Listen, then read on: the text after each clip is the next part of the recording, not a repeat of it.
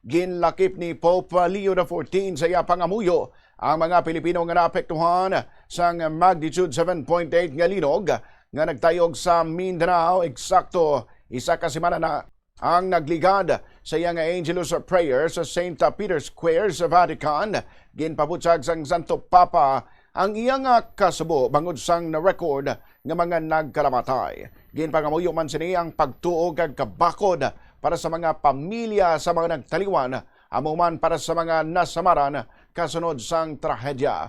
Nabaluan nga sandig sa Office of Civil Defense, naglabot na sa 61 ang patay sa among linog, sa din 54 ang halin sa Region 12, kag 7 naman ang halin sa Region 11. Magluwas diri 173,000 ka mga pamilya ang apektado sa mga mabaskog nga linog.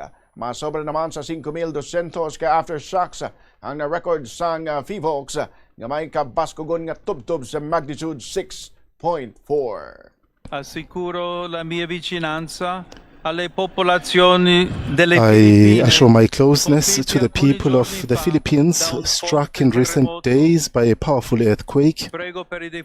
I pray for those deceased and their families, and those who are injured, and many who are suffering because of this disaster.